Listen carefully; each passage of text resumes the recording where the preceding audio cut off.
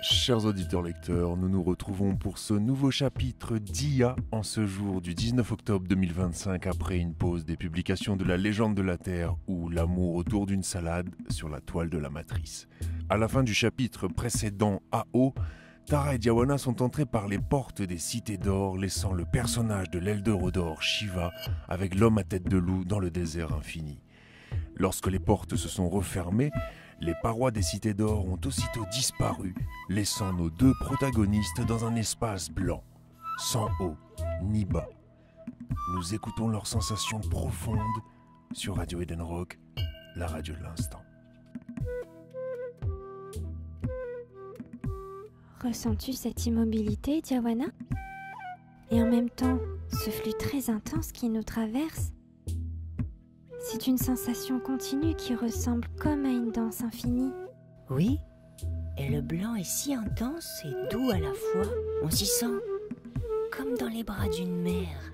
Comme si nous goûtions à son lait. Oh, et si nous étions en train de nous incarner, Tara? Oui, je crois bien que c'est ça, car je ne vois pas tes lèvres bouger. Alors nous faisons donc de la télépathie. Waouh! Oui, ce doit être le lien fort qui se fait entre la mère et son enfant que nous ressentons. Alors, fermons les yeux et projetons-nous dans cette scène. Moi, je suis la maman et toi le bébé.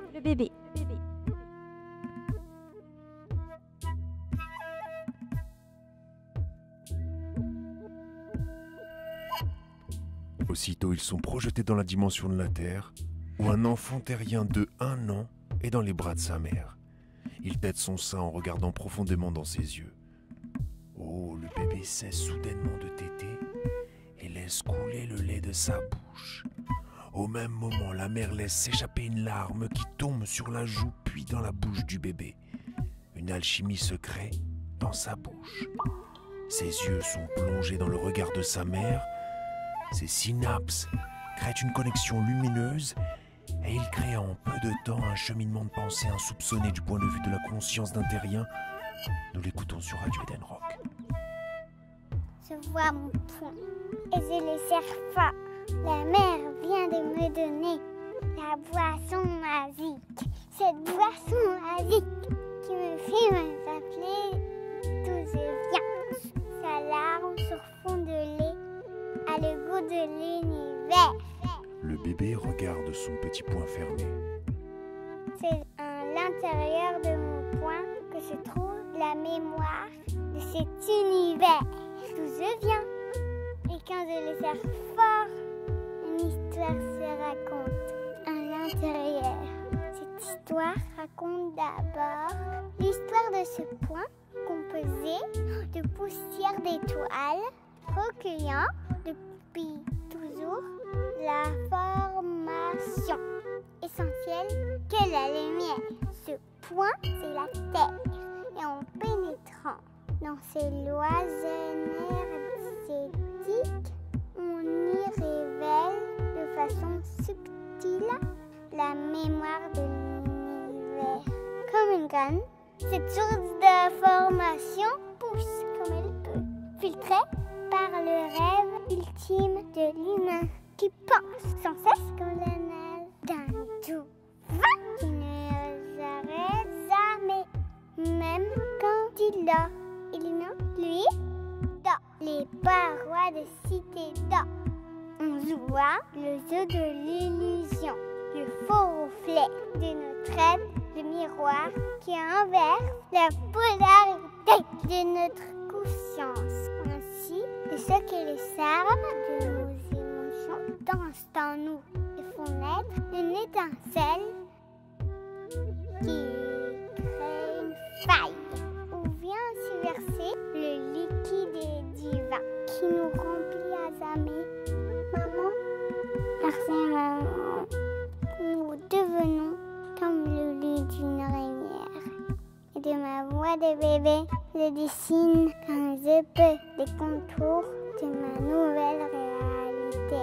Ma réalité d'humain, c'est à partir de ce point de départ distordu de la conscience du terrien que je pars. Grâce à mes mains encore maladroites, je vois sans cesse un mouvement l'enfant continue, dessinant devant moi le parchemin invisible de la voie qu'entreprend le yin et le yang. Et lorsque l'humain dort, il continue se craser en traversant le temple le plus merveilleux qu'il ne soit, le corps ressenti de l'intérieur, sans aucune interférence externe. Cette énergie de rêve est guidée par une alchimie innocente, pilotée par l'enfant intérieur. Cela crée l'instant si délicieux de malheur-réalité qui donne aux filles, à notre adulte, de tour au jour à raconter, même sans parole, ce qu'il a perçu en lui. L'histoire de ce voyage se raconte alors à travers le mouvement des deux mains que le terrien vit encore dans la chronologie du lendemain. Il prépare ainsi le terrain pour redevenir maître de son humain. Il laisse couler en lui le lait du divin. Quand l'humain crée ce trajet clair de sa propre conscience, il entre alors de façon naturelle cette nouvelle réalité dans la matière. Il continue de perpétuer la magnificence de l'univers qui crée l'espace et le temps, sans plus aucun mystère. La mère ressent à travers le regard de l'enfant la création de l'univers sans pouvoir y mettre de mots. Le bébé se remet à téter le sein et plonge de nouveau dans ce flux de connaissances. Il crée dans son voyage quantique le temps et l'espace qui, comme deux enfants, jouent dans le temple de la vie.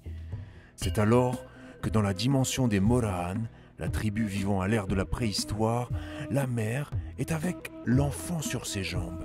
Elle lui raconte l'histoire de ces deux enfants que sont le temps et l'espace, qu'ils appellent dans leur tribu Empo et Cosmo. La mère raconte cette histoire juste en bougeant ses deux mains devant l'enfant qui ressent l'histoire de la mère de l'intérieur de son cœur. Nous pouvons, nous, chers auditeurs lecteurs, entendre cette histoire retranscrite par B2 sur Radio Eden Rock, la radio de l'instant.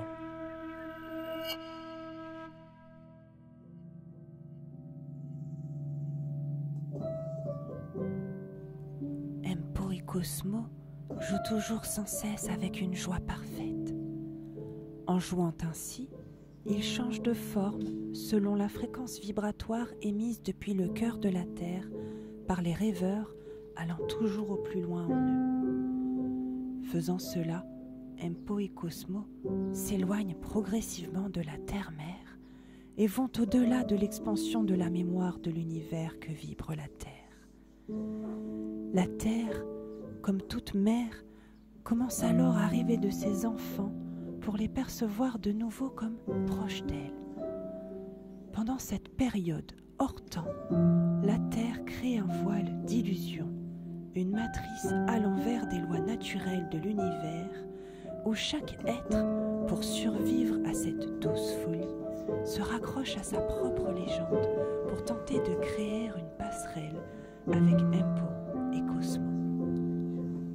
Alors, la Terre-Mère visualise ses deux chers enfants et les voit tous les deux, représentés dans son esprit par un garçon de 10 ans et une petite fille de 3 ans.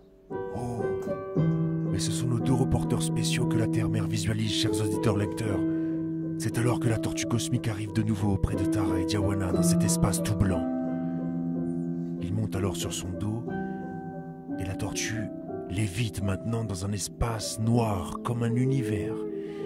Ils observent sur une écaille de la carapace de la tortue une sorte de vortex, leur montrant des souvenirs de leurs avatars. Ils tentent alors de décrypter les schémas qu'ils observent comme une carte. Ils entendent soudainement la voix de la Terre-Mère.